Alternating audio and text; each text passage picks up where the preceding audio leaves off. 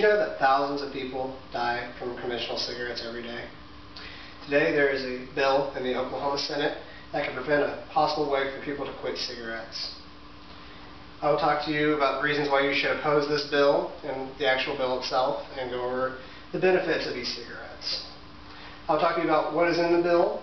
I'll talk to you about how e-cigarettes can help you quit conventional cigarettes. I'll talk to you about the health concerns that have been raised from e-cigarettes and how they compare to regular cigarettes.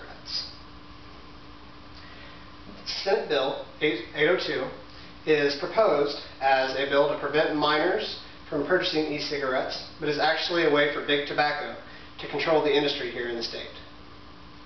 The first part of the bill has to do with minors not being able to purchase e-cigarettes. However, this is not needed since the market itself, all of the companies that sell e-cigarettes at this time in Oklahoma, already ID. The second part of the bill produces a sin tax on the vapor juice that is sold for the e-cigarettes. What this tax is 5 cents per every 1.5 milliliter. The vapor juice is already taxed this time by the normal state tax. A sin tax is defined as something that is undesirable or harmful. E-cigarettes are not undesirable or harmful, since they are there to help you quit a thing that is even more desirable and harmful than e-cigarettes. The third part of the bill would require resellers to have a license to sell tobacco products. What this inevitably does is it gives big tobacco control over the market, since the only people that sell things that would able to be qualified for this are big tobacco. Big tobacco's e-cigarettes are disposable and very low of quality. Because of their lowness in quality, they are ineffective in their job to help people quit cigarettes, and people go back to smoking cigarettes. The fourth part of the bill would make it illegal for anyone to purchase e-cigarette products online. The highest quality of e-cigarette products are only available online, since they're so expensive and most people do not supply them in their shops.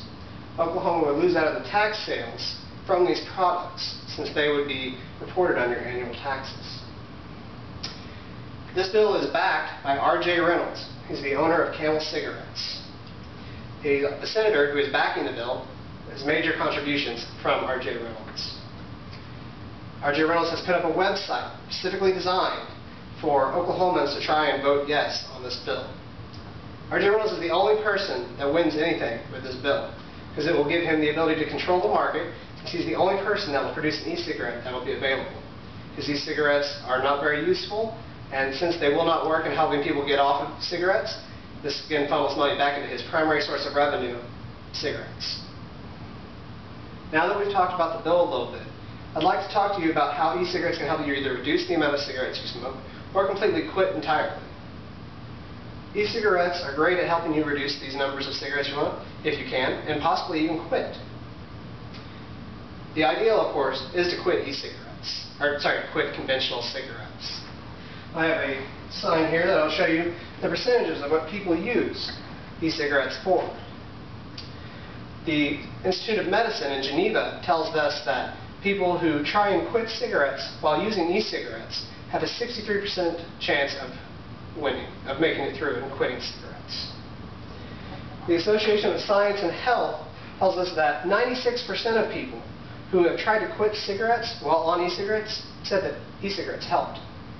The same briefing tells us that at this time, 650,000 to 700,000 people in the UK use e-cigarettes, and of them, 125,000 of them so far have quit smoking conventional cigarettes. Dr. Siegel did a study that said that 70% of people who smoked e-cigarettes 20 times or more a day quit conventional cigarettes. Now, if you can't quit cigarettes, you can at least use this product to help you reduce the amount of cigarettes that you use every day. A study done by Capernetta took schizophrenic patients who are predisposed to wanting to smoke cigarettes, and it helped them reduce the amount of cigarettes they used by 50% in a 12-month period. The Association of Science and Health, again in the UK, says that of the people in the UK that are using e-cigarettes, 92% of them have seen a reduction in their conventional cigarette uses. Now that we've talked about some of the ways that it can help you quit smoking regular cigarettes, let's talk about some of the health concerns that have been raised for e-cigarettes. they've come under a lot of fire recently on if they may be dangerous to you. There have been many studies so far done on the short-term health implications of e-cigarettes. A doctor named Etter took a survey from e-cigarette users and found that the most negative effects that come up most often are dryness of the mouth and throat, vertigo, headache, and nausea. Positive effects are that you have less coughing, easier time breathing, and less expectorating. There have been no long-term studies yet done on e-cigarettes. However, the main component of people worrying about long-term health problems comes from propylene glycol, which is what's used in the vapor juice of e-cigarettes. Dr. Robinson did a study of monkeys that were exposed to high levels of aerated propylene glycol, just like in e-cigarettes, but much more concentrated, for periods of over 12 to 18 months. The study revealed no negative effects from the effect of the propylene glycol in the air. E-cigarette smoke, or vapor, has no negative effects when it comes to secondhand smoke. A study was done that said that none of the cancer or the non-cancer test came up positive for the e-cigarette smoke. However, the same tests were performed with conventional cigarettes. The tests were positive for negative effects. Now, we may not know everything yet when it comes to e-cigarettes for the future health concerns.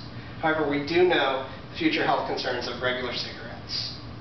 Regular cigarettes are the #1 preventative measure of death, the reason people die, according to CHIN, in the US and the UK. Lung and bronchial cancer are the #1 killing cancers in the world. These are mainly caused by smoking conventional cigarettes. In conclusion, we must say no on Senate Bill 802. I've talked to you about the 3 reasons why you should oppose this bill. I've talked to you why the bill and how it is bricked up and why it is not a good bill. I've talked to you about how e-cigarettes have a positive effect in being able to replace or completely get rid of conventional cigarettes. And I've talked to you about the health concerns that are currently in place with e-cigarettes and how they are still far better than conventional cigarettes. You need to contact your district representative immediately and tell them no on SB 802. Tobacco kills thousands of people every day. We can't do this alone, but together we can stop this bill.